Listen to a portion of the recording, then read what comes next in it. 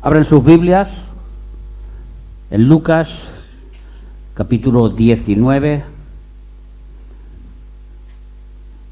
Vamos a leer a continuación de donde se quedó nuestra hermana Edith en el 40, en el 41. Amén. Bueno, ¿cómo se titulará la predicación de hoy? Hosana, Hosana, Hosana. Dios en las alturas, Hosana. Nuestro Salvador. Amén. Vamos a hacer una oración para que el Señor abra nuestros corazones, nuestro entendimiento. Padre, te pedimos en esta hora, Señor, que tú, Padre Santo, nos hables en esta tarde a través de tu palabra, Señor. Que tu Espíritu Santo, Señor, nos haga entender aquellas cosas que muchas veces no entendemos. Padre, te pedimos que esa palabra transforme nuestras vidas y hoy salgamos un poquito más cerca de ti, un poquito que nos parezcamos más a nuestro Creador, a nuestro Señor Jesucristo. Te pedimos, Padre, que esta palabra sea predicada correctamente, que me ayudes, Señor, que ayudes al predicador a predicar bien, Señor, que no se desvíe ni a derecha ni a izquierda, Señor, y que nuestros corazones sean esa buena tierra, que caiga esa semilla y dé fruto con perseverancia. En el nombre de Cristo Jesús nuestro Señor. Amén. Amén. Hosana, así se titula la predicación de hoy. Dice Lucas capítulo 19, versículo 41, y cuando llegó cerca de la ciudad, acordémonos que hacía un momento le habían aclamado Hosana al que viene en el nombre del Señor, Hosana al Rey que viene, Hosana al Hijo de David, y todas esas cosas maravillosas que le dijeron a Jesús. Jesús estaba tan contento, tan ilusionado, que lo primero que hizo es ponerse a llorar. A ponerse a llorar. Proféticamente él estaba viendo lo que iba a acontecer. Proféticamente él estaba percibiendo que aquel pueblo que le clamaba Hosana, Hosana, aquel segundo día de la semana, el domingo, el próximo viernes o jueves lo iban a crucificar, el mismo pueblo.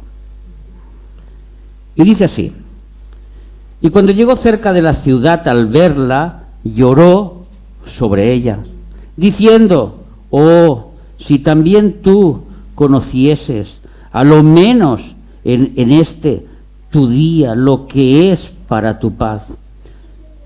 Mas ahora está encubierto de tus ojos, porque vendrán días sobre ti cuando tus enemigos te rodearán con vallado y se juntarán y por todas partes te estrecharán y te derribarán a tierra y a tus hijos dentro de ti, y no dejarán en ti piedra sobre piedra, por cuanto no conociste el tiempo de tu visitación.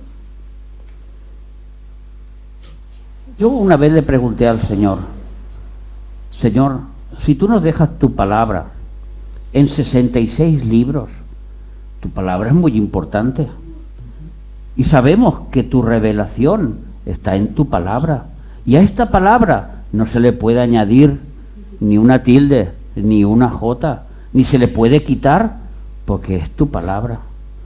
¿Por qué repites tanto las cosas, Señor? Podías haber utilizado esas mismas lecturas para enseñarnos otras cosas. ¿Por qué tenemos que tener 4 evangelios que nos explican básicamente lo mismo? ¿Por qué en los 4 evangelios nos enseñan la entrada triunfal de Jesucristo? Señor, ¿no es un desperdicio? ¿No podías haber utilizado 3 evangelios para explicar otra anécdota, otro milagro, otra enseñanza de Jesús? Pero, hermanos, el problema no está en Dios, el problema está en nosotros. Que se nos predica una vez, se nos predica 2, se nos predica 3, se nos predica 4, y hasta que nosotros entendemos lo que Dios quiere, se nos puede predicar hasta 20 veces lo mismo. Y cuando hay algo importante en la Biblia, Dios lo repite, lo repite y lo repite y lo repite para que nosotros aprendamos de eso que Él quiere que aprendamos. Por eso los evangelios repiten la vida de Jesús, porque es lo que tenemos que aprender, cómo vivió Jesús, cómo era Jesús, cómo era su carácter, cómo tenemos que ser nosotros que somos llamados a ser igual que Jesucristo. Esta es nuestra predestinación, a ser iguales a nuestro Señor Jesucristo. Y este evangelio de Lucas, donde Jesús lloró, no se queda aquí, porque en Mateo añade unas palabras muy importantes a esto que Jesús dijo aquí en Lucas. Vamos a leer en Mateo 23 y versículos del 37 al 39. Vamos a ver cómo Mateo dice algo más que nos va a sorprender. Para los que ya lo saben, se les recordará, y para los que no, van a sorprender de las palabras de Jesús. Dice: Jerusalén, Jerusalén, que matas a los profetas y apedreas a los que te son enviados. ¿Cuántas veces quise juntar a tus hijos como la gallina junta sus polluelos debajo de sus alas, y no quisiste? He aquí, vuestra casa os es dejada desierta. Estas palabras son muy duras para Jerusalén. El pueblo no lo entendía. Más adelante lo iban a entender. Porque os digo que desde ahora no me veréis hasta que digáis: Baruch Habat Beshet Yahweh, bendito el que viene en el nombre del Señor. Lo he dicho en arameo y ahora lo he dicho en castellano. Baruch Habat Beshem Yahweh, bendito el que viene en el nombre del Señor. ¿Ustedes saben por qué la Biblia es la verdad? ¿Ustedes se han preguntado, dentro de la cantidad de libros que hay en este mundo y de los libros religiosos que nos podían enseñar, por qué la Biblia es el libro que realmente dice la verdad? ¿Ustedes saben por qué podemos confiar en la Biblia? Pues es la misma pregunta, hecha de otra manera. ¿Ustedes saben por qué cuando la Biblia dice: si tú eres mi hijo y mi hija, no te dejaré ni te desampararé? Yo no he visto justo que mendigue, ni su descendencia que le falte el pan. Esas palabras las podemos creer. ¿Por qué las podemos creer? Las creemos por fe, pero ¿por qué las podemos creer?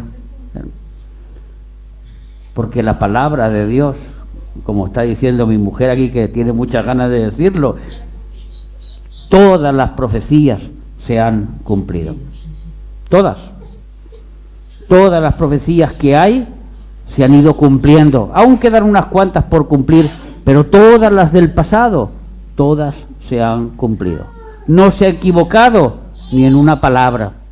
Tal cual, Jesús vino, Jesús murió, Jesús resucitó, y Jesús volverá. ¿Ustedes saben cuándo se profetizó que él entraría en Jerusalén? ¿Dónde? ¿En qué libro? ¿Lo han estudiado alguna vez? Esto se profetizó en Daniel, capítulo 9, las 70 semanas de Daniel, que le vamos a echar un vistazo y le vamos a echar una ojeada rápidamente, porque nos interesa saber dónde se cumple esta profecía de que Jesús entraba en Israel, entraba en Jerusalén.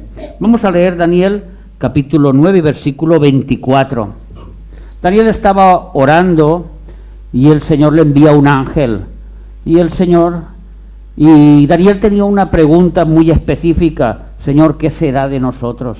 Ellos estaban en el exilio, estaban en Babilonia, eran cautivos, Israel había desaparecido, se lo habían llevado los asirios, esas 10 tribus, y solo quedaban 2 tribus de las 12, era Benjamín y era Judá. Y estas 2 tribus fueron apresadas por el rey Nabucodonosor y estuvieron 70 años en Babilonia. Al cabo de los 70 años, Daniel empieza a estudiar.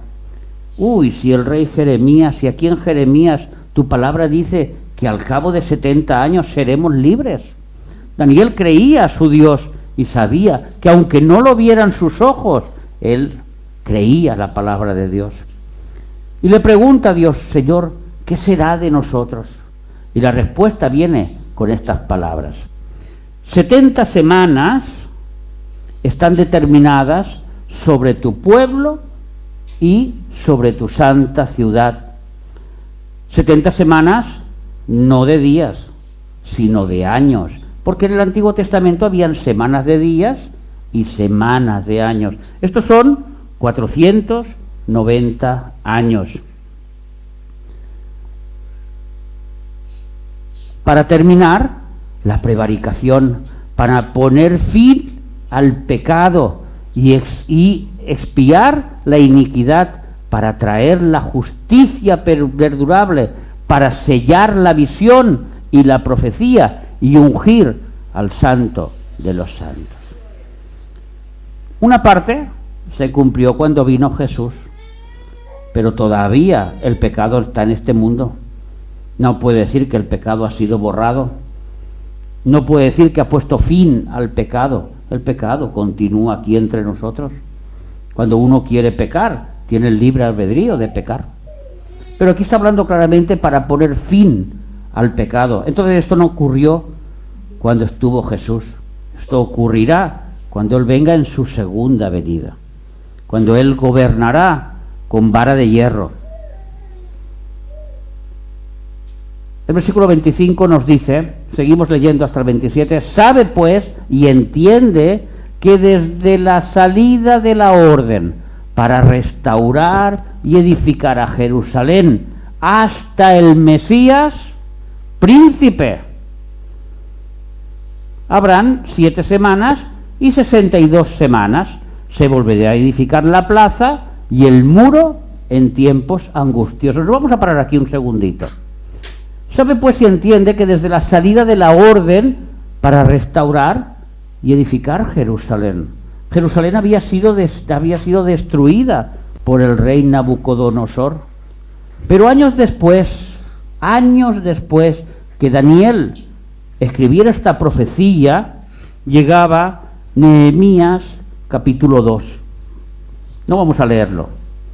Nehemías capítulo 2 nos dice que un rey, Artajerjes, le dio unas cartas escritas, históricas, que existen, que no es un cuento, sino que existen, y nuestra fe está basada en hechos históricos, porque nuestro Dios es verdad de verdad, y estas cartas existen donde daban autoridad a Nehemías a edificar, a empezar a edificar el muro, a edificar Jerusalén. Esto ocurrió el 14 de marzo del año 445 antes de Cristo.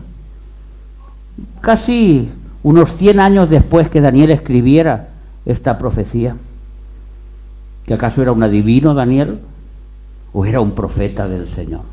Y el Señor le habló y le dijo lo como acontecerían aquellas cosas. Y desde este 14 de marzo del año 445, Dios empieza a contar el tiempo de la humanidad, el tiempo que nos queda a todos.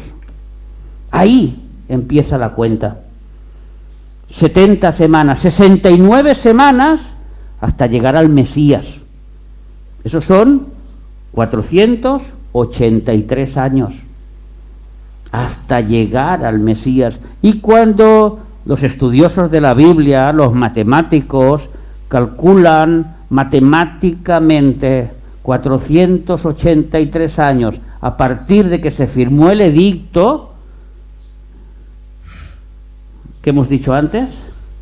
Baruch, ¿qué? Jabad, Beshek, Yahweh.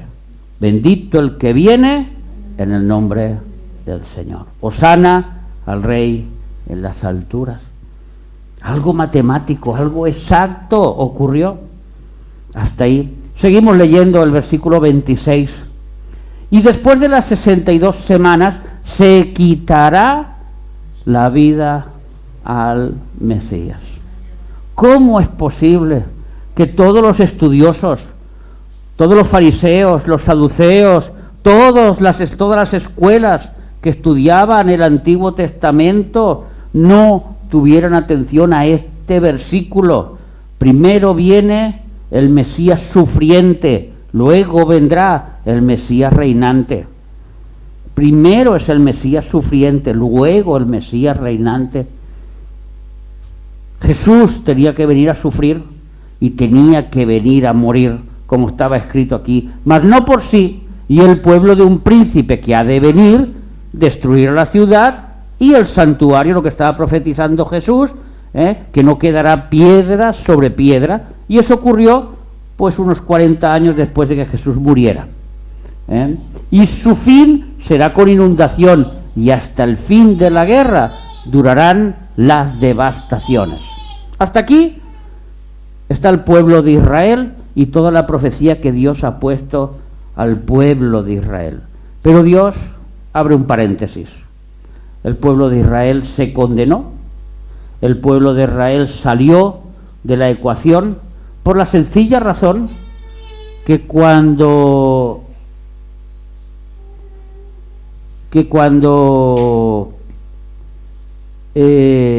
Pilato estaba delante de Jesús, le dijo: yo no voy a matar a este hombre no ha hecho nada, este hombre son cosas vuestras, matarlo vosotros, yo no lo voy a matar, él no ha hecho nada, yo no lo encuentro culpable de nada. Y los fariseos y los sacerdotes y todos le dijeron: bueno, es que nosotros no tenemos autoridad para matar. Y todos a una gritaron: crucifícale, crucifícale. Pilato se quedó parado, ¿cómo que crucifícale? Para colmo, una muerte cruel, como la crucifixión en aquellos días, como si fuera un ladrón, como si fuera un asesino. Crucifícale, crucifícale, gritaban otra vez. Y Poncio Pilato no lo podía creer, no quiero. Hasta que ellos dijeron la maldición que hasta día de hoy las tienen encima. Que su sangre caiga sobre nosotros y sobre nuestros hijos. En ese momento Dios aparta al pueblo de Israel. ¿Y quién entra? La novia del Cordero, la iglesia, nosotros, los benditos de Jehová, los que por fe, por su gracia y por su sangre hacemos parte y somos parte de su cuerpo. Amén. Y después de que pasa esto y ya matan a Jesús, dice el último versículo, el 27, y por otra semana y se vuelve a activar el pueblo de Israel. Sabemos que aquí está hablando de la tribulación y de la gran tribulación, que es lo que estamos estudiando los viernes, y sabemos que esto es lo que ocurrirá más adelante. Y por eso he dicho que esta profecía es la historia, es la profecía exacta de lo que le queda al reinado de los seres humanos. Porque después, cuando pasen estos 7 años, el reinado será de Cristo. Un reinado milenial. Y después del reinado milenial, el juicio. Y después del juicio, tierra nueva, cielos nuevos y por toda la eternidad.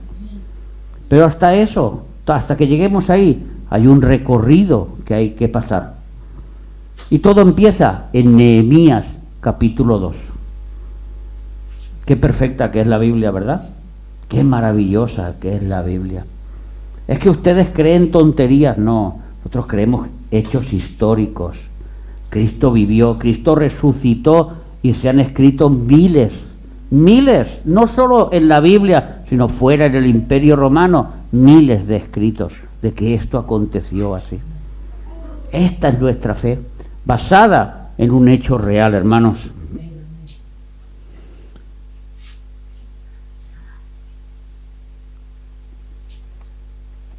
Cuando Jesús se acercaba a Jerusalén, paró en una aldea con un nombre peculiar, Betfagé. La palabra Betfagé significa la casa de los higos verdes. Porque ¿quién se puede comer un higo verde? No se puede comer un higo verde. Es lo que estaba pidiendo el Señor de Israel. ¿Qué frutos estaba comiendo Dios de la casa de Israel? Ninguno. Todos eran higos verdes. Todos. Nadie se podía escapar. Por eso crucificaron al Mesías, porque ni conocieron su tiempo, ni entendieron lo que había pasado. Y entró Jesús en un burrito. Y entró Jesús a lomas de un burrito. En el Antiguo Testamento, los burritos a veces eran utilizados por los jueces, incluso por los reyes de Jerusalén. Pero aquí el Señor nos está mostrando su carácter humilde, su carácter más amoroso, en que Él viene con todo el amor, subido en un burrito. Él no viene a gobernar sobre el imperio romano, como muchos se pensaban, en que Él nos librará y peleará la batalla. No, las batallas a veces son nuestras y tenemos que pelearlas nosotros. Él es el que nos ayuda. Él es el que está con nosotros. Por eso le dijo, cuando vayáis a buscar este burrito, si os preguntan qué va a pasar con este burrito, dice el Señor lo necesita y os lo devolverá. Y hermanos, tenemos que entender que el Señor nos necesita a nosotros. ¿Y cuántas cosas de nosotros no necesita? A veces nuestra casa, a veces nuestro coche, a veces nuestro tiempo, a veces tantas cosas que el Señor nos pide porque Él lo necesita. Pero hermanos, la promesa, Él lo devolverá. Y cuando lo devuelve, devolvió un burrito, pero ese burrito ahora estaba con mantos. Ahora ese burrito ya no era el burrito desnudo que llegó a Jesús, porque le tiraron los mantos encima y con esos mantos se devolvió. Y cuando Jesús nos pide algo a nosotros, nos lo devuelve multiplicado, porque Jesús es bendición. Porque un vaso de agua que demos a un pobre será recompensado. Tenemos un Dios de recompensa. Tenemos un Dios que nos ama con ese amor eterno.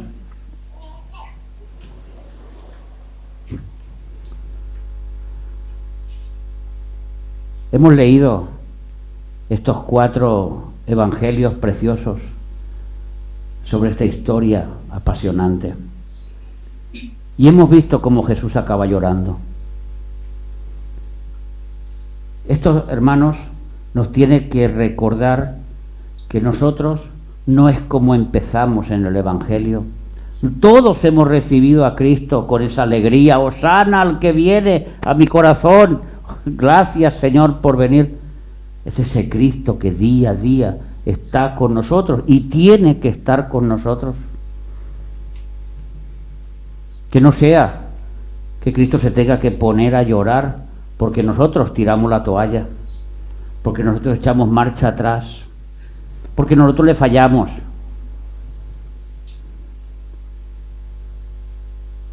Y Jesús lloró porque su pueblo le falló. A los suyos vino, mas los suyos no lo recibieron. La luz venía al mundo y los hombres amaron más las tinieblas que la luz. ¿Por qué? Porque sus obras eran malas. Acuérdense lo que enseñamos en esta iglesia. Sin santidad nadie verá al Señor. Nadie. Hagas lo que hagas, si no tienes santidad, el pecado no tiene nada que ver con la santidad. La oscuridad no tiene nada que ver con la luz, ni se puede mezclar. ni se puede. Donde hay luz no hay oscuridad, y donde hay oscuridad no hay luz. No es que haya un poquito de luz, es que no hay luz. Así el pecado no se puede mezclar con la oscuridad. Todos los mensajes en la Biblia nos van por el mismo camino. Jesús alegre, Jesús feliz, la gente recibe a Cristo, pero Jesús luego llora. ¿Cuántos no llegan al final? ¿Cuántos no entienden que este camino no es una carrera a ver quién llega primero? Es una carrera de llegar al final, hasta la meta. Y cuando llegamos a la meta, como dijo el apóstol Pablo, he corrido la buena carrera de la fe hasta el final, y me está esperada la recompensa de la corona de la vida. Hermanos, este es el mensaje que está enviando Jesús. Él, la gente contenta, ilusionada, ¡hosana! Nos va a liberar, nos va a ir bien la vida nos va a ir fantástica. Y llega Jesús y se pone a llorar, no quedará piedra sobre piedra. Porque ustedes solo quieren los beneficios de Jesús, no a Jesús. Hoy, esto también pasa en las iglesias. Yo quiero las bendiciones de Jesús. Me quita la adicción, Jesús me quita esos pecados duros, Jesús me da pan, multiplica los peces, si estoy enfermo incluso veo su mano sanadora, yo por eso sigo a Jesús. Y Jesús se entristece, porque Jesús quiere que le sigan por lo que Él es, y por lo más importante, por lo que Él ha hecho por nosotros. Hubo un lugar en la eternidad que pocos conocen, que nadie ha entrado, ni siquiera los ángeles más cercanos, ni siquiera los querubines, ni siquiera los serafines que están arriba del trono, que se llama el seno del Padre. Es un lugar donde Jesús fue concebido por el Padre, donde fue preparado por el Padre, para ser la imagen visible del Padre. Ese Jesús, esa segunda persona de la Trinidad, estaba con el Padre, con toda la gloria que tenía el Padre.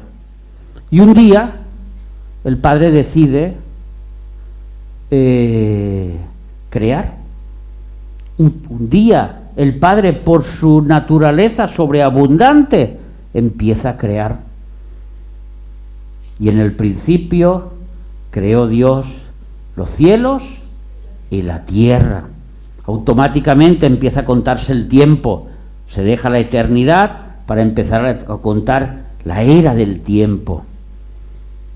Y Jesús tiene que hacer obligatoriamente acto de presencia en esta creación, porque Él es la forma visible del Dios invisible. Acordémonos que a Dios nadie lo vio jamás.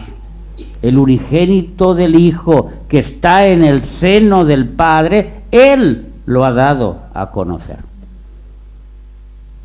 Este unigénito del Hijo es el que entraba allí. Pero para entrar allí tuvo que nacer de una mujer. Tuvo que tomar la naturaleza humana. Y entonces la segunda persona de la Trinidad, este Jesús que estaba en el seno del Padre, resulta que asume naturaleza humana. Y ya no es como el Padre. Y ya no es como el Espíritu Santo. Es diferente. Y a este Jesús, cuando vence en la cruz, entonces el Padre le da un nombre, que es sobre todo nombre, a un hombre. Ahora la segunda persona de la Trinidad tiene humanidad, tiene un hombre.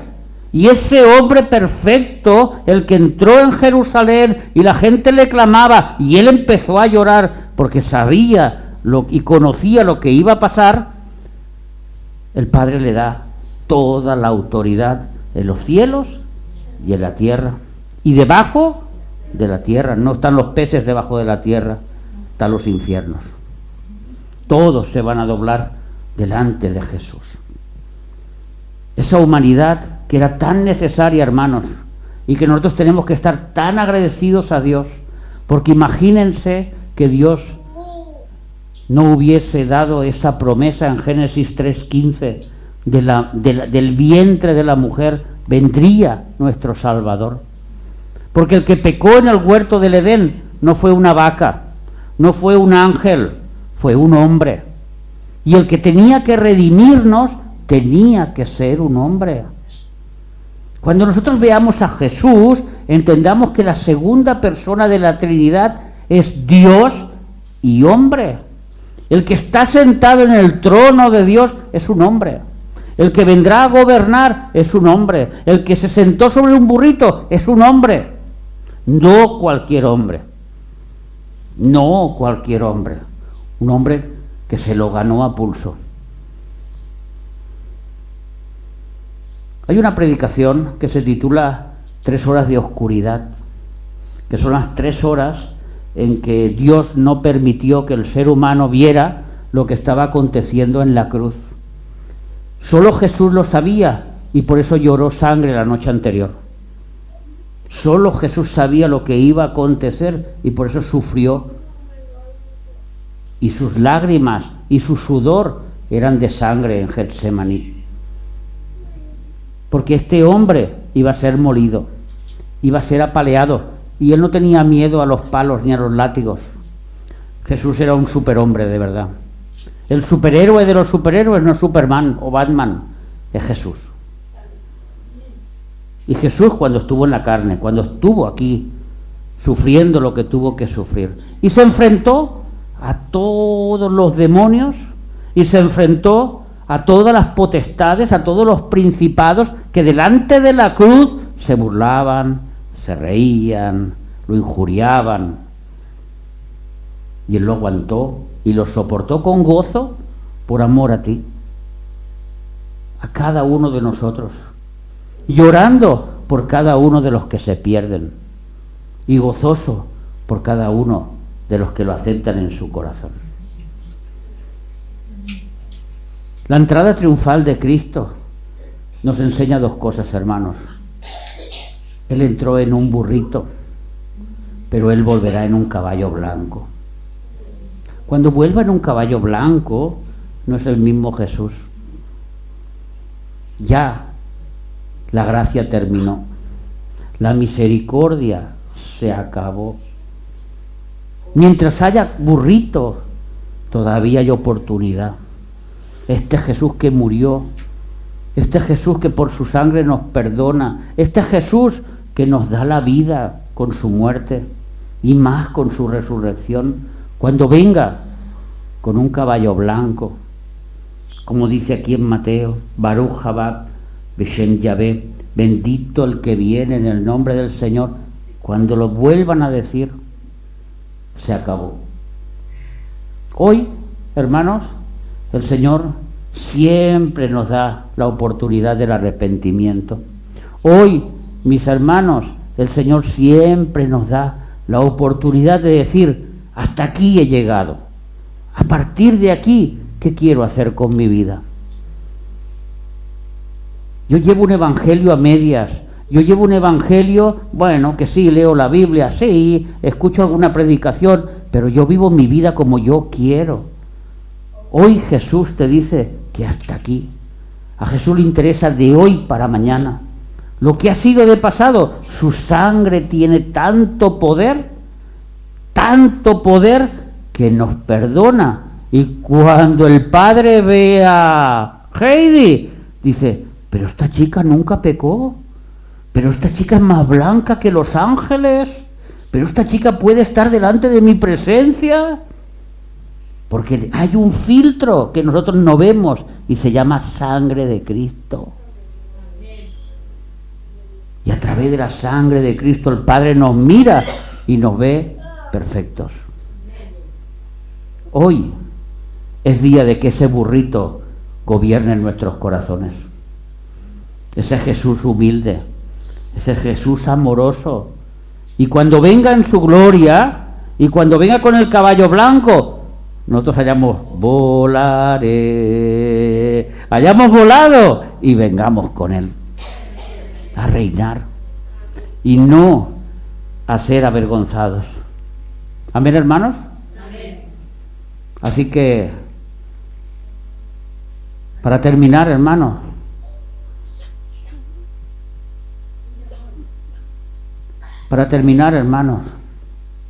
es importante que todos entendamos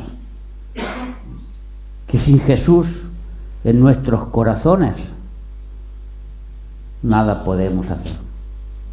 Sin Jesús dentro nuestro, acompañándonos hasta el final, nada podemos hacer. Hay personas, y escúchenme todos, por favor, hay personas que se creen muchas veces que han sido cristianos porque han ido a la iglesia, porque mis padres me han llevado a la iglesia, o porque yo fui a la iglesia y continúo yendo a la iglesia y me gusta mucho cómo predican y me siento bien y canto y me gusta cantar y me gusta todo, pero no han hecho esa decisión tan importante de tener a Cristo en sus corazones. Hoy es día de salvación. Hoy es día de salvación. Hoy el burrito, con este Cristo amado, puede entrar en tu corazón si tú le abres tu corazón. Y dice la palabra de Dios que Él entrará y cenará contigo y estará contigo hasta el último día. Si tú no has hecho esta decisión todavía, hoy tienes la oportunidad. Allí donde estemos, hermanos, todos cerremos nuestros ojos en reverencia a nuestro Señor. Y las personas que saben que todavía no tienen a Cristo en su corazón porque no han decidido seguir a este Maestro, pueden hacer esta oración que yo voy a hacer, repetirla, si quieren en voz alta o si quieren en silencio, pero de todo corazón, y entrarán a formar parte de esta gran familia que es el cuerpo de Cristo. Padre nuestro, Padre mío, que estás en los cielos, en esta hora me doy cuenta que soy un pecador y que necesito un Salvador, porque la paga del pecado es la muerte. Necesito que Cristo venga a mi corazón y acepto a Jesús como mi Señor y como mi Salvador. Señor, me arrepiento de todos mis pecados, de todas las cosas que he hecho en mi pasado. Y te pido, Señor, que me hagas una nueva criatura. Yo sé que Jesús murió en la cruz por mis pecados. Y si no hubiese nadie en el mundo, lo hubiera hecho igual por mí. Yo sé que esto lo hizo por mí. Y yo sé, Padre, que tú lo resucitaste al tercer día y que Él está vivo. Y como Él está vivo, yo estaré vivo con Él. Padre Santo, séllame con el Espíritu Santo para saber que esta vida que voy a recibir es la vida eterna y que nadie me la podrá arrebatar mientras Jesús sea mi Señor y mi Salvador. Así te lo pido, en el nombre de Jesús. Amén, Señor. Dios te bendiga. Este canal no está monetizado, ni los vídeos, ni nada de lo que compartimos. Es totalmente gratuito. Nuestra iglesia no recibe soporte económico exterior. Confiamos plenamente en Dios y sabemos que somos de bendición para tu vida. Solo nos sustentamos por medio de las ofrendas que recibimos en la iglesia o por estos medios. Hoy tienes la posibilidad de ser partícipe de este ministerio, ofrendando según se proponga en tu corazón. Dios ama al dador alegre y no añade carga a aquel que ofrenda, sabiendo que según uno siembra para la obra de Dios, es recompensado. Puedes enviar tu ofrenda por medio de MoneyGram o RIA a mi persona, a Daniel Amposta García, enviando siempre el comprobante. También puedes hacer la transferencia bancaria a los números que te saldrán en pantalla. O, si por lo contrario vives en España y tienes una cuenta en España, puedes enviar un Bizum o venir a visitarnos y ser bendecido en persona. Todos los datos lo vas a tener próximo en la pantalla, sabiendo que tu ayuda es necesaria para que este ministerio siga adelante predicando la sana doctrina. Además, estarás sembrando en la obra de Dios. Yo, el pastor Daniel Amposta García, te doy las gracias por tu atención y por tu ofrenda de amor. Y además, te aconsejo que no dejes de ver el próximo vídeo, que serás muy, muy, muy bendecido. Que Dios te bendiga.